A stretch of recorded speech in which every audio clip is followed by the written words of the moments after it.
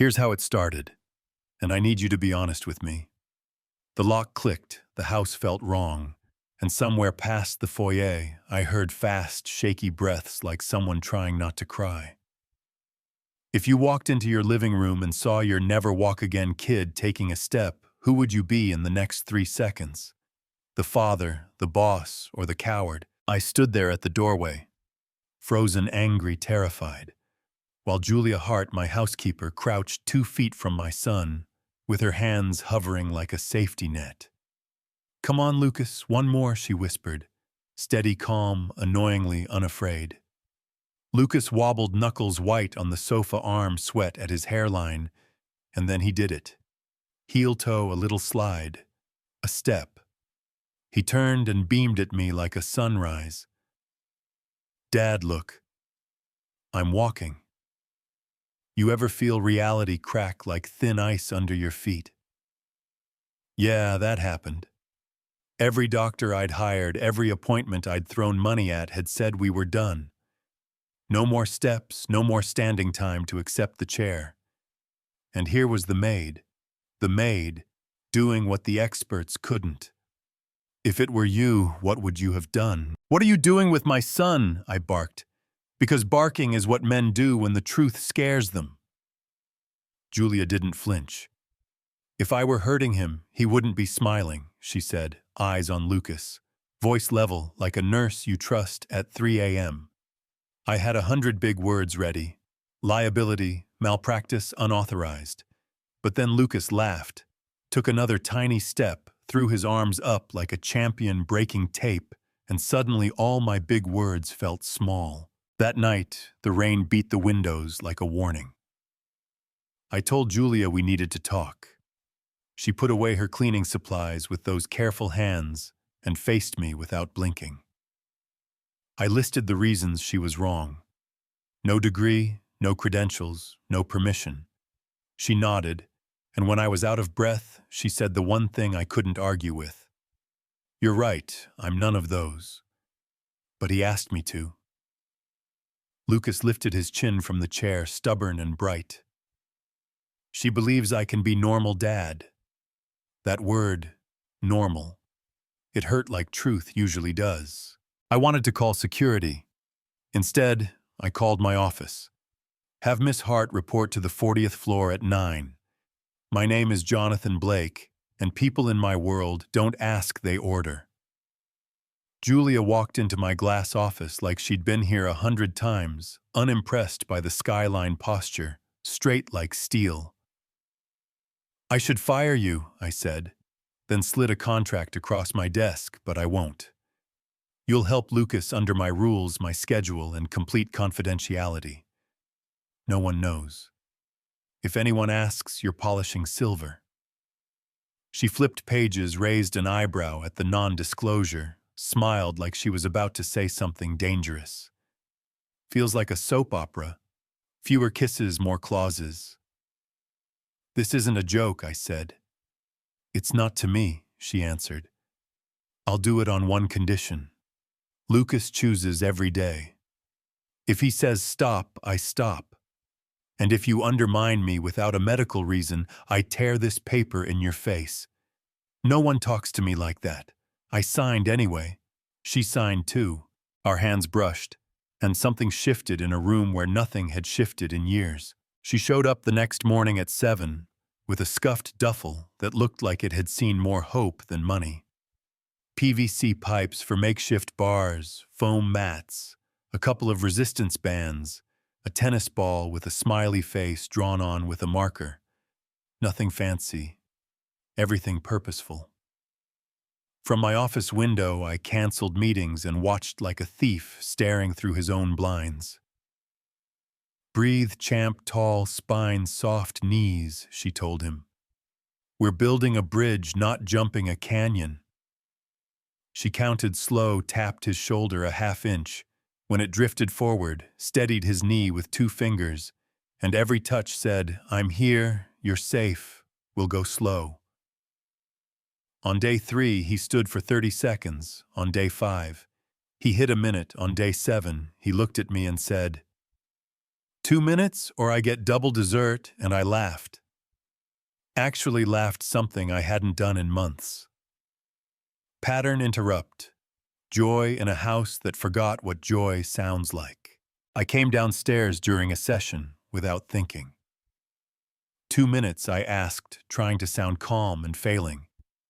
2 minutes, Julia said like it was a promise kept.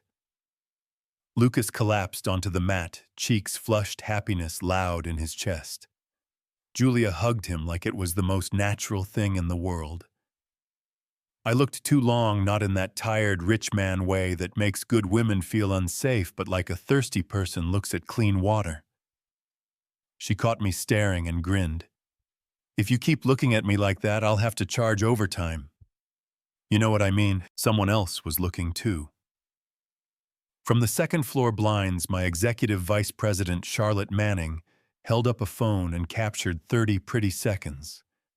No sound, no context, just image. The kind of clip that turns truth into a headline. Remember this, because the knife you don't see is the one that gets you. 2 weeks later, I sat under fluorescent lights at the head of a mahogany table while 12 men watched me like I was the buffet. Charlotte stood with a tablet and the smile of a person who believes in optics more than facts. "Gentlemen, we need to address a scandal that could damage the company," she said, and with a tap, my garden appeared on the screen. Julia's hands near Lucas's shoulders, my face soft in a way I didn't know I still had.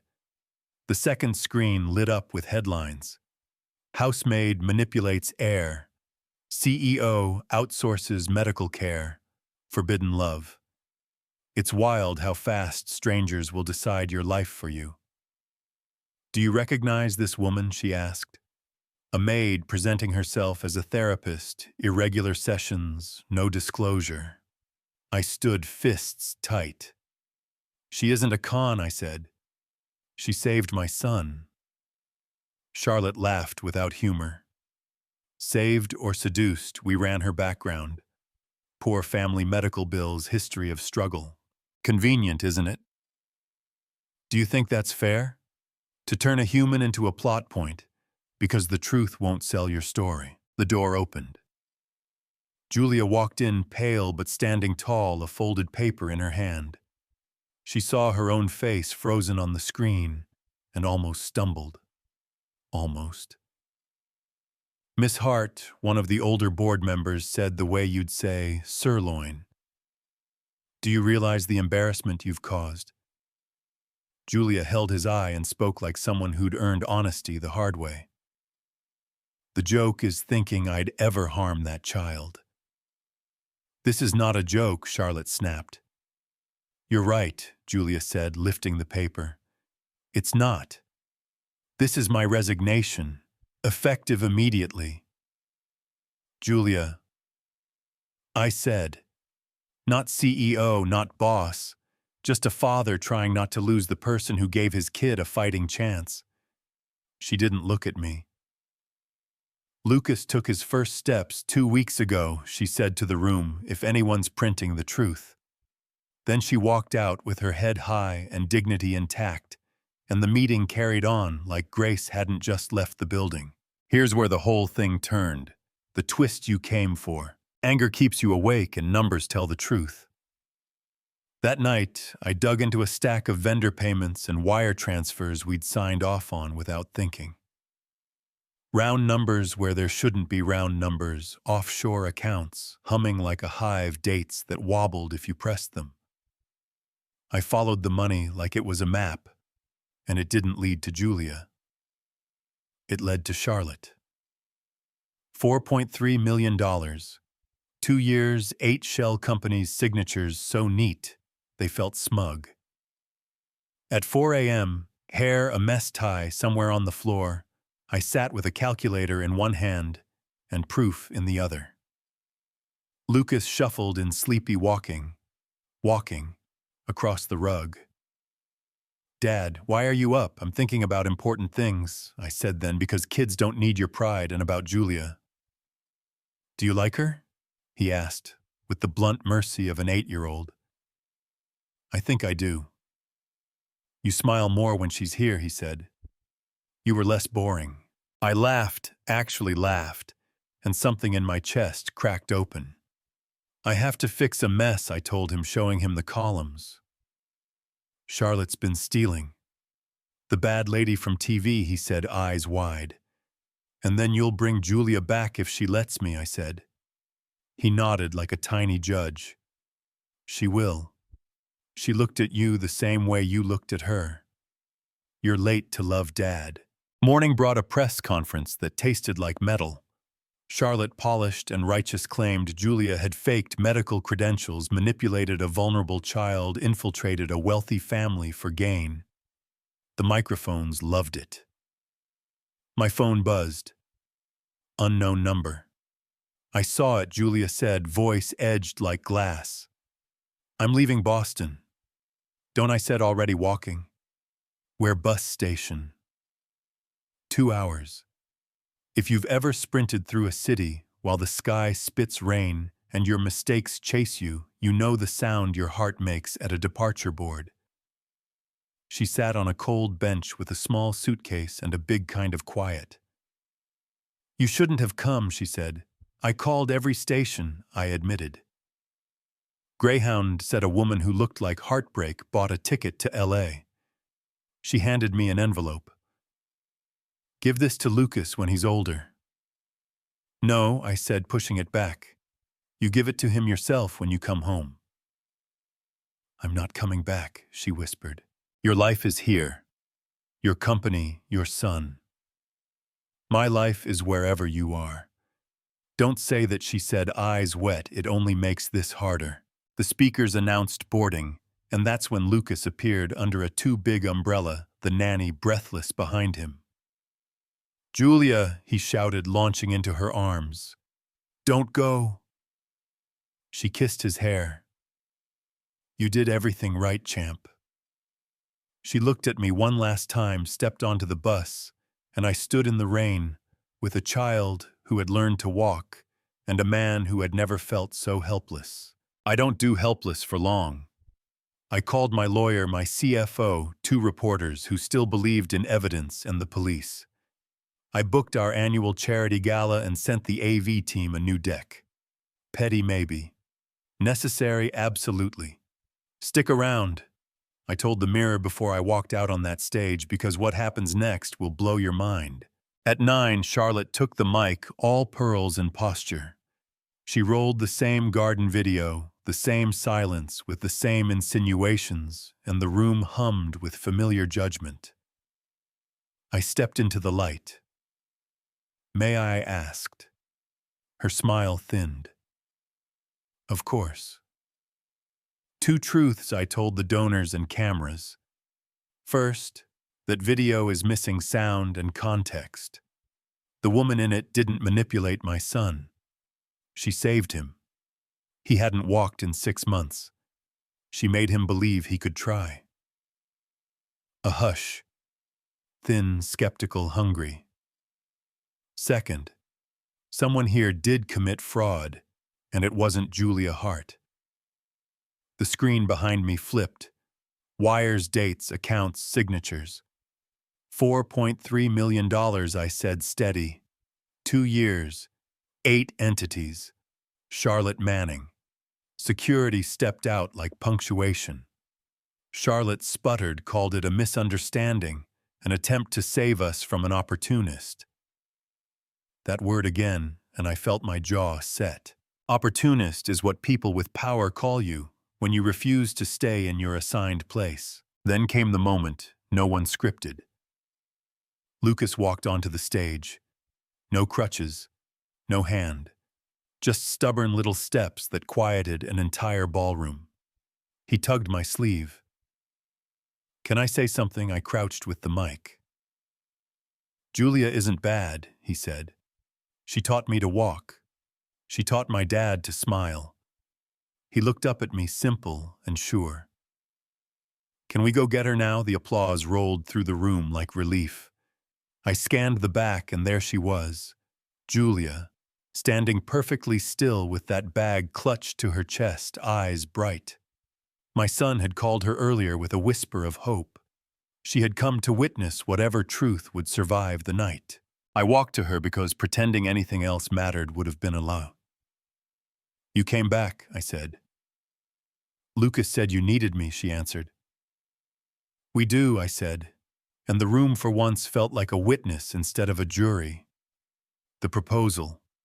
Yes, I did it there. Simple ring, shaky hand, 1,000 eyes. She said yes, the cameras flashed. Security walked Charlotte out, and for a breath, we all believed that good things could happen in public without being punished. 2 weeks later, we stood on the Bow Bridge in Central Park because Lucas insisted. He carried the rings with the seriousness of an old man. And when the justice said, "Kiss the bride," he ran, actually ran, into our arms. I gave a speech at the Bethesda fountain about the institute we'd fund in Julia's name. Free pediatric rehab for any kid who needed it, because belief shouldn't cost what we paid to learn it. She cried, Lucas grinned, and for a day the world behaved. Now here's the part that complicates the fairy tale, and I want you to tell me if it changes anything for you. After the wedding, my lawyer reminded me of a clause in my father's will. Marry by 35 or lose controlling ownership.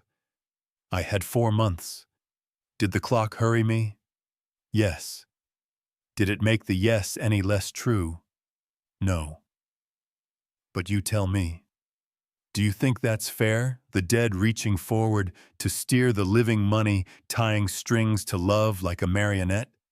Drop your take in the comments, I can handle it. I think about Charlotte sometimes, about how easy it is to slice the audio off someone's life and sell the silence, how fast we consume outrage when context takes too long. We live in a world obsessed with optics. The perfect clip, the hot take, the headline that burns for an hour and then ash. Truth is slower, stubborn, inconvenient. Julia didn't have papers, but she had skill and patience and a spine that could hold the roof up. People like that keep the world together, while people like me learn how to be human in the house they already built. You know what I mean? So that's the story. Not a press release, not an apology tour, just a man telling you how belief moved through a mansion like weather, how a boy who wasn't supposed to stand decided to run at his father's wedding, how a housekeeper refused to be small and taught a millionaire to be a dad. If it were you, would you have let fear of optics stop the one person who was helping your kid heal? If your job, your board, your reputation demanded you choose policy or mercy, which would you pick? I want to hear you. Was Julia wrong to push without a license even if she had the skill? Or was I wrong to hide that work to protect us from people who never intended to understand? Should a boardroom get to turn a family moment into corporate risk? Or should families be allowed to fight for hope without asking permission? And that will clause, safeguard, or shackle. Stick around for the next one, because I've got more than a few scars and a couple miracles left to tell. But right now, drop your take below. Argue with me, agree with me, tell me your version if you've lived anything like this. Rate this story from 0 to 10. Tell me which moment hit you hardest, and if it gave you a little oxygen today, hit like so more people find it. Subscribe for more real, messy, redemptive stories. And if you've been holding your own miracle back, maybe today's the day you step forward and say, I'm walking.